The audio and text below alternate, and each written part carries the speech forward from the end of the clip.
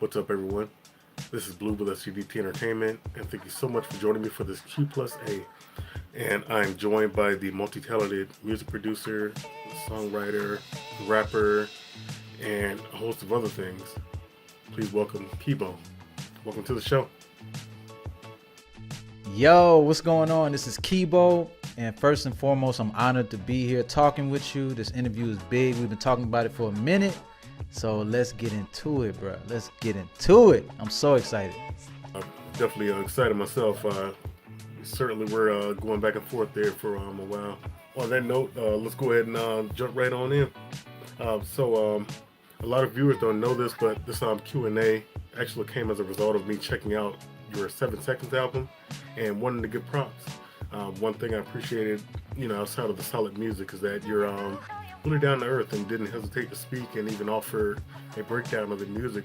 What would you say are some of the biggest things that contribute to you being down to earth, and do you feel like it's important to be humble regardless of success? All right, so first off, down to earth, man, I don't know. I'm honored that you even think that. I don't know. I don't see myself as down to earth. I just think life is too short to not say and do things that you feel like you need to do. And look at me, you better know. I work a turn boss, now I'm really CEO. I had my last job like over 3 years ago. I got my mind right, sharper than I was before. Ain't no more crabs in a barrel, I'm lifting up another. Ain't no more limitations because of my skin color. Speak it to existence, the limit is the sky. Open my third eye, ain't no way they can deny. Yeah, my time, I knew it was gonna come. Took a little minute, now I'm on point, now I'm on point. Hey, now I'm on point. I can understand that. Yeah, I was more so coming from the angle of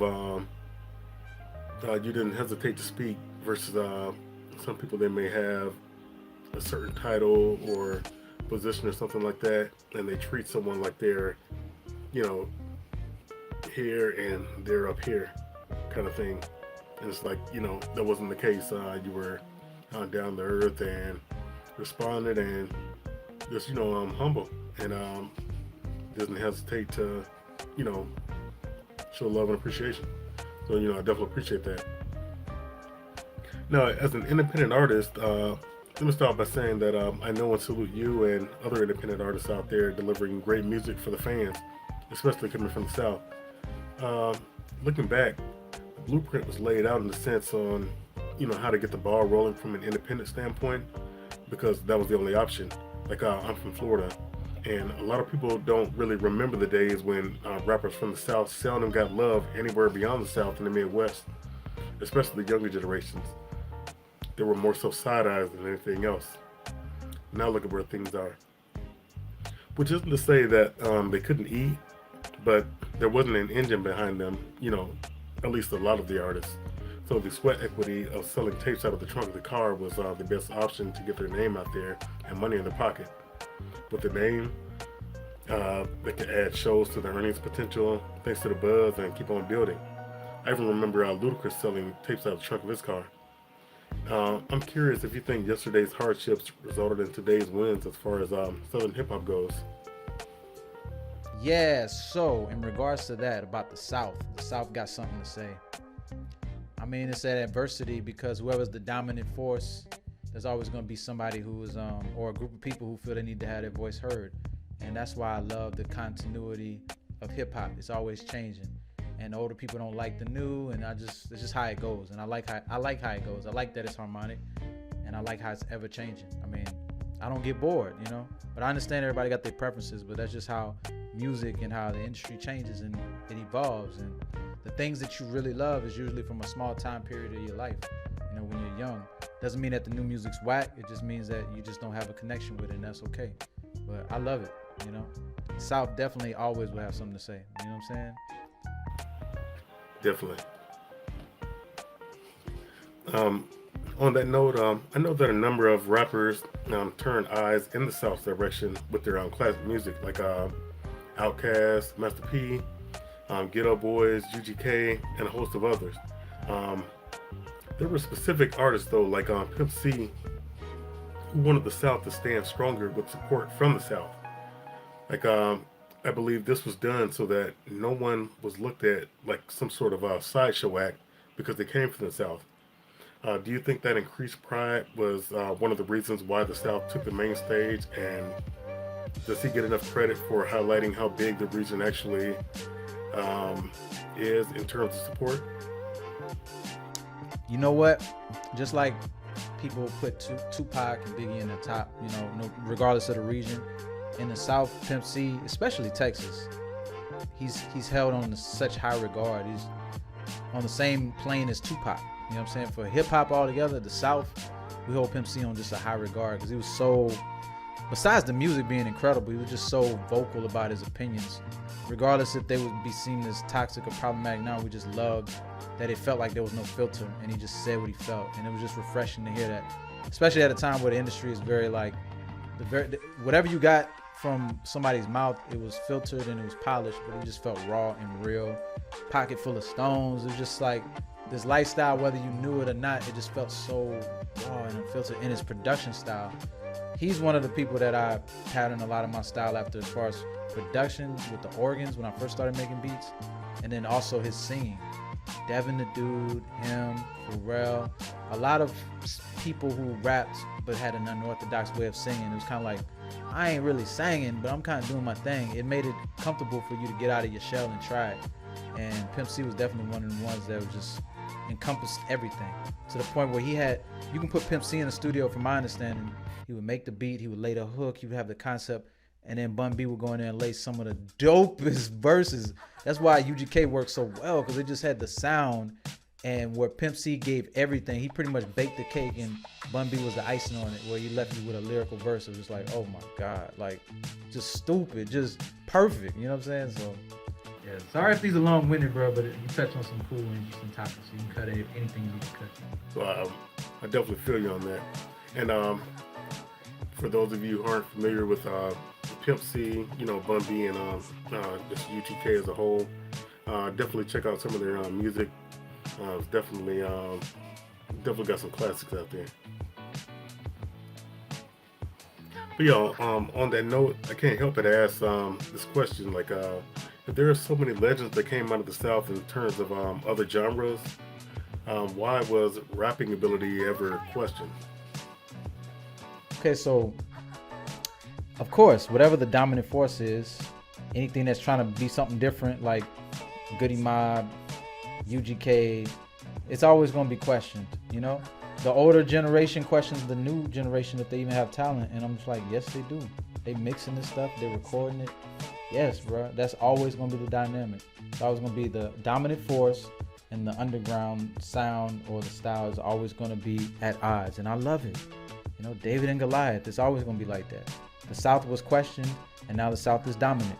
So East Coast has merged their Chicago drill, went to the London and UK, and then it came back to East Coast, and they got their drill East Coast New York sound. Is bomb, but East Coast is always going to have something coming up, you know what I'm saying? So it's always going to be back and forth, Midwest, West, you know, it's always going to be like that. I definitely feel you on that. But yeah, as mentioned, you're not just a rapper, you're also a producer, a singer, and a writer. What I left out is the fact that you also play instruments. What would you say came first, and did it inspire you to learn the other skills you have today? Looking for the truth in a world full of gimmicks, all about an image, but the music does replenish my soul, my spirit. Trying to understand me is deciphering hieroglyphics. Am I falling? Steady sinking like. Rapping was always the first thing. Rapping was always it. My first love from music was through my parents. They played gospel, jazz, and of course R&B. So soul, all that's the foundation of what I appreciated. And in '91, when I heard Jump, Crisscross, I was kind of mesmerized. I was like, what is this? Because inside out, it's wicked, wicked, wicked, whack. It was like, it comes thumping, they're pumping, thumping, they're kicking, jumping. R&B, rapping, bull crap is what I was like, what? They not singing, they just going. And I just said, what is this? And I heard my cousin, he graduated in 92, 91 from high school, and he had Whose House Run House. And once again, my friend, not a trend, but then things are rapping, crapping, happen, half a 10 to the ruler king with the cooler name. Make you dance and prance and do the fancy things. I heard the tape, and I was like, cuz, can I borrow this? And he said, nah, I can't let you borrow that. I just started getting mesmerized by the rhythms of rap. Like, you know, from late 80s to early 90s. So I'm born in 85. So everything from the beginning of the golden era, I guess people call it, mesmerized, because I just wasn't used to hearing sonically people speak in that capacity, in that way, the things they were talking about. Crisscross was like the beginning. It was the gateway to me really like studying it. I played that album Totally Crossed Out to death. I probably played it 1,000 times. Every song on there I know by heart, every sonically sound. It was like, it's a masterpiece to me. And it was the beginning of a lifelong love for hip hop, you know what I'm saying? But hip hop was always the first thing. Production came out of necessity. When I was about 18, we found this producer, but he was charging so much for every beat. And I was like, we need a lot of beats, bruh. So we had Sound Click, which had beats on there, but I was like, I got other ideas. So I said, man, bump him. Like, I'll figure it out. And when I was like 20, 21, I got this program called Reason, and I had to figure it out. And I learned it that like a summer, and we was rapping on my beats. They weren't great, but I was like, I like them. I still got all the songs I did, and I was very proud of it. My brother saw me making beats. He's younger than me, and he took it on too, and he learned it faster. I still work with him to this day. He's a genius, but beats came. And then I worked with this guy I worked with who was like, I want to say dance, not techno, but he was just alternative. And he needed a guitar on his song. And we brought a guy over, and I lived kind of in the hood at the time with my friend. And this guy, he was like kind of preppy. He was like scared, and he was like, man, bump you. And I said, you know what, bro? I'll learn guitar. Just give me like a month or two. Got this old Walmart guitar, and I learned to play a few licks. And then I started playing guitar. And then next came piano. So all of the instruments that I play is relatively new. Like, I didn't learn it when I was younger. It's just all just came out of necessity. So, and then with quarantine, I got obsessed with piano even more. So I think since 2020, I've become even more proficient on piano. I definitely feel you on that. And that goes back to having a willingness to learn. I mean, it just takes you so much further than waiting around. Like, I gotta find someone that can do this for me. Like, no, if you have a willingness to continue learning new things, you can definitely fill some holes in there. And not just for the sake of like being a jack of all trades. It's kind of like now I'm not stuck when I need to keep on moving, kind of thing. And that's awesome that you're able to keep on moving and fill in the blanks in regards to providing some really awesome music. But yeah, I noticed that you dabble in animation, which is part of my background. Like, can we expect an animated music video one of these days? I do dabble in animation, actually. That was a hobby that was taken up during quarantine. But I've always been in love with animation, like a deep affinity for it, to the point where it's like it was past childhood. It's like I'm an adult buying these movies, watching them, learning them. I love the idea of creating a world from drawing and making it believable. Not just like, oh, that's nice. Like, I really love it. Like, there was a book when I was in school, taught you animation. And I never really thought I could do it because I wasn't the best with drawing, but it was always a lifelong, side thing that if I could ever do something else, it would be creating animated stories, movies, and creating the music for it. So, but I'm a novice, and it's just kind of the thing that I enjoy doing. Yeah, it's definitely awesome that you were able to put some energy into learning how to do some animating. And granted, you aren't a professional. You never know where it'll lead you. Because the more time you put in to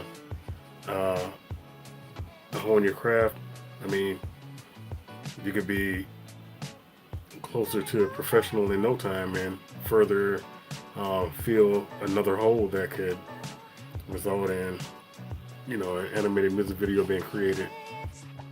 So what was your motivation for the track Chasin Sunsets on the 7 Seconds album? It totally gives me that new age 80s vibe. Like, I envisioned someone tossing on a pair of aviators while pushing a 1980s Porche 911 down the coast. Maybe even a 1986 Porche 944. Like with that track playing as the theme music. That I can't lie, it's smooth, bro. This is the #1 radio station in the world for all the smooth hits. This next joint comes from Keybeaux, Chasin Sunsets. So if you're in your car right now, I want you to turn it up and let's ride. Chasing sunsets, gave it my best. Love is a mess, I have no regrets. Chasing sunsets, we didn't connect like the love I expressed. The sun always sets. Chasing sunsets, only one that I would talk to, and I admitted that it's gonna be hella hard to get over you. Never thought that it would fall through, and now I'm feeling all alone. Like, what am I supposed Everything to do? I just you said as far as the vibe of it is exactly how it's going. It actually started from I was learning Let's Wait a While by Janet Jackson, and if I took some of the chords and flipped them around. Let me show you. Put this right here. I got a piano right here. Let's see.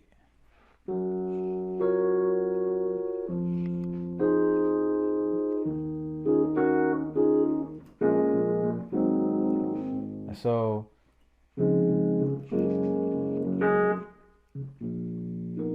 anyway, this is the chord. I played the chord backwards.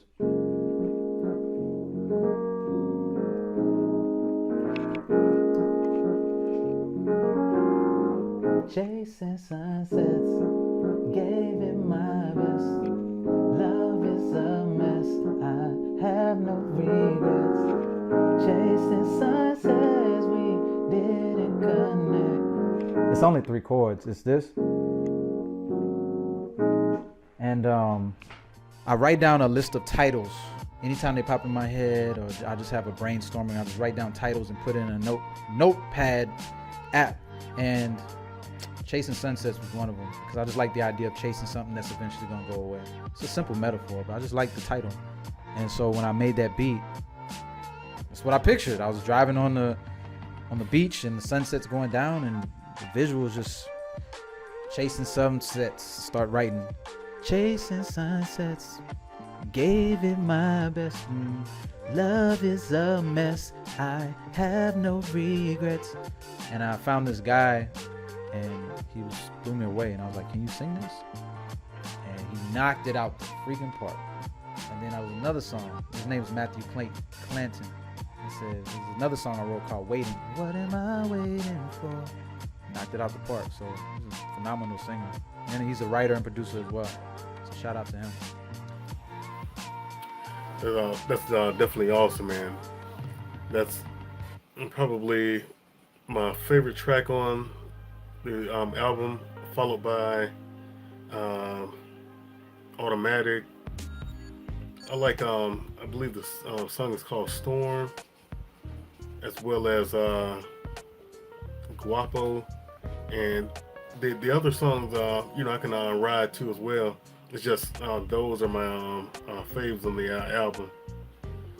So definitely shout out to you, for making those songs. They're definitely part of my playlist. Now on to the tough questions. Just kidding. Now, as a video game media platform, we have to ask at least one video game related question. So I'm curious if you ever played any video games growing up, or do you remember the first game you ever played? And what was your favorite video game soundtrack and why? Yes. So I was born in '85. I've been playing Super Mario. Duck Hunt was the first one I remember as a child, but the first one I became obsessed with was Final Fantasy VII. Actually, no, it's N64, Mario and all that, but Final Fantasy VII was one where I just took so serious because it was a bomb game. And it's probably going to be considered my favorite game next to Mario 64. Video games, surprisingly, is very integral to my music digestion, if you will. Like, I would make playlists of songs and let them play while I'm playing the game. So a lot of my core memories of music from the mid-90s, I have a visual of playing games. So I find it so fascinating that people are streaming now, talking, and music's a vital part of that. Like, everything was already there in the 90s, but the fact that it's played out now and it's monetized and it's just so cool to see. But I can't stress enough how important video games were as a part of an escapism. The music from the video games was important too. We have nostalgia connected to it. Like Chrono Trigger was a big one that I know Timbaland flipped and a lot of people will really appreciate. Parasite Eve was one of my favorites. It's just a lot of the escapism, you know. It's definitely a Gen X, Millennial, Gen Z thing, because I know the baby boomers were too busy trying to do their thing, and you know, I don't know. It's just cool to see that people embraced it so much, and it's not just like considered a loser thing. It's a part of life. We connect with people, and it's so cool. And for the people out there who think that it's a loser thing, it's like far from it. There are plenty of people. I've said this on before. Like there are plenty of people who choose to watch TV or just do a number of things, while there are some who choose to play video games or learn different types of skills like Keybeaux. So I mean, wherever you want to invest your time, that's where you invest your free time, where you enjoy yourself. Like if it puts a smile on your face and a smile in your heart, I mean, if you aren't doing anything sinister, have at it. Now still in the realm of video games, could you see yourself making tracks for video games? Absolutely, I can see myself making tracks for video games. I love it. It's a lot of leeway to go outside the bounds or the boundaries of the song structures that are popular. Like they just got cool. You can just be real cool with it. Yeah, I'd definitely say see where things take you, because that would be really cool. Now, before I let you go, we usually throw a series of random questions at our guests just for fun. So I like to start off by asking, and this might be the toughest question of all, but who are your top 5 rappers of all time and why? So I'm gonna strictly stick to rappers that I've thought about this a lot, and it's ever changing. Jadakiss, in no particular order. One would be Jadakiss. I always get the ugly face whenever he starts to rap, and his lines, it feels like he's not trying to force a rhyme. He's just saying the most realest. Oh my god, like it makes my stomach hurt sometimes when I hear him. I'm just like, oh my god. He just, cause I don't think he influenced my style at all, but I just always get just butterflies hearing him rap. Like, it does something to me when I hear his lines, man. Eminem, I know Eminem verses by heart.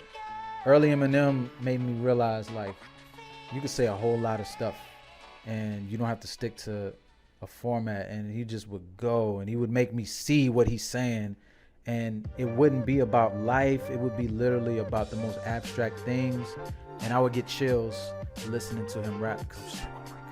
One of my favorite verses was on a Missy Elliott song that featured him. It was won't you bust a rhyme for me, boy? Slim Shady. Well, I do pop pills. I keep my tube socks filled. Pop the same shit that got Tupac killed. Spit game to these like a soap opera episode. Punch it in the nose till the whole face explode. Just going, man. So yeah, Eminem, Andre 3000, strictly because his range, his song structure, the fact that when I hear him rap, I get chills. I think the most bottom core element is that if I can get chills when someone's saying something, because either their lines were so clever, or I just feel it, or I just don't know where they're going. Like, I love novelty so much. I know a lot of people love certain things, but I love when I can hear an artist can do what everyone's doing, but I'm gonna ride this pocket, but I'm gonna go here, and it gives me chills. Andre 3000 is one of my favorites and will always be. Nas, the moment I heard it was written, my life was changed. The album it was written, the second album, because Illmatic came out before I was even into Nas. So the first Nas album I heard it was written. the fact that it was said that Tupac was listening to that, he studied that album, and he made Me and My Girlfriend because of the fact that Nas made I Gave You Power. Bruh, that's enough to say Nas is considered one of the greatest, even higher than Biggie and Tupac. Nas is just on a whole nother level, and he's still going. Like, there'll never be a rapper like Nas. Like, everything that Rakim perfected, everything that Rakim was, everything that Slick Rick was doing and was gonna be, Nas embodied that, and he took it and he did it young, and Nas is ridiculous. I can't even put into words how dope Nas is, and I think he would be my number 1, number 2, and number 5 would be Lil Wayne, because boy, that man's punchlines for a period of time was just, I didn't know what he was gonna say, and he made everybody who was rapping step their rap game up, including myself. Yeah, Jada, Eminem, Andre, Nas, Lil Wayne. There's others, but I tried to stick to that. That's definitely awesome. Mine would probably be a little different for my own personal reasons, but I continue to say, overall, to each their own in regards to music. There are some people that, as you know, would literally argue the entire time, that they're in the presence of each other to try and make the other one see their point. But it's like, it's still preference, which I'd say for artists, that's a great thing, because it's like there's someone out there making an argument for you as to why you're the dopest MC, or whatever you bring to the table that stands out. So that's awesome. I can respect that top 5 for you, and I definitely have mine as well, and it's like to each your own. Now, for those of you listening, is your top 5 similar to Keybeaux's, or would you put someone else in there? Comment down below. Now, if you could spend a month soaking up game from any music legend, like who would it be and why? Quincy Jones or Pharrell, because of their longevity and their genre bending, their production, their ear is what I'd want to pick about. I've read Quincy Jones books, and Pharrell doesn't have one, and I'm always listening to everything Q says. Everything he's done from Count Basie, Frank Sinatra, like movies, film scores, it goes beyond just rap. And if it could be dead or alive, it would be Prince. Prince, if I had to choose one artist that I'd say is my favorite artist of all time, it'd be Prince. I'm such a strong fan. I know he didn't like to use the word fan. I'm such a strong follower of what he did, the world he created sonically.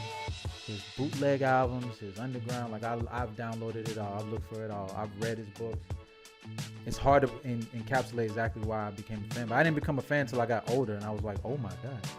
Yeah, it's crazy. I think I've got every last one of his albums. It's phenomenal. I'm gonna tell you this. When I found out that how he created all his own music, and I watched Purple Rain, and I got his, anyway, Prince. Man, that's awesome. And that's definitely a dedicated fan to be able to find bootleg albums and things like that.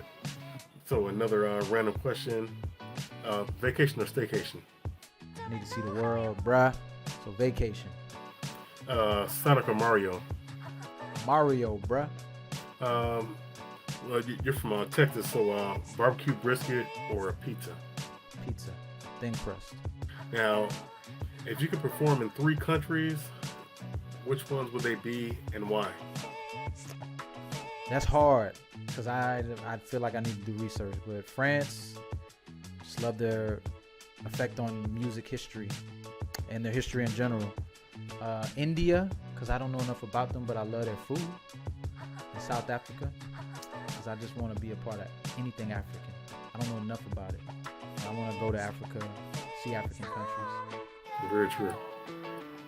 Now, so what's next for you as a multi-talented artist? Thank you for that comment. More music, tons more music. and also animation and more videos. So be on the lookout for that. I'm working on so much music, so that's what's next. And lastly, do you have any words of motivation for your fans, as well as the viewers here who could potentially turn into fans? Listen, it's very hard to operate in a world where everyone's comments can affect us. It can make us feel good, but it can also make us feel bad. You gotta find that sweet spot and be your own biggest fan. And a lot of times, me making music, having a 9-to-5 job, realizing nobody's really listening to my music. Maybe my music doesn't even fit in with the sound. I just felt like I was literally by myself, but I would be excited to hear my own music. If you're making music, or if you're making art, or if you're going to school, or whatever you're doing, and you feel like you're the only person that gets you, trust me, you're not alone. You just ain't found your people yet. That's what people say, you ain't found your people. Even if you're not connecting with your family. Like, I've actually had friends laugh at what I was doing, critique what I was doing. I'd be scared to send music because I know that people would nitpick it. Or I try to make music to please friends and family, and that's always the wrong thing to do. Your voice matters, how you feel matters, your feelings matter, your art matters. So don't have the idea of, oh, whatever. Just you have to follow your heart, and you have to be your biggest fan. Even if you got to put on your music and zone out and just be smiling, like, just know that there's an audience for whatever it is you're doing, and there's tons of money for everybody. Don't think that you got to be in competition with the number one There's tons of opportunities for everybody. Trust me, believe me, I'm not exaggerating. So literally follow your dreams. Life is mad short, but that's what makes every moment so beautiful, right? So I can definitely respect that, and I hope that everyone listening is able to take something, away from the gems that Keybeaux dropped in this interview, because it's very true. Like never go through life being apprehensive about something that you're passionate about because of what someone else might think. On that note, definitely check out Keybeaux's music. I placed the link down below. Definitely show him some love. I'll also list my favorite tracks from his 7 Seconds album, so you can check those out as well. And it was definitely a pleasure, Keybeaux. Man, thank you for this interview. I could have kept going, but I'm a talker, bro, because I just love connecting with people, and hopefully anything I said helps you. Anything else you need, hit me up. Definitely appreciate it. Look forward to some more music. And as always, this has been Blue SDGT Entertainment. And until next time, game on. Anywhere I go, you go. That's all that matters.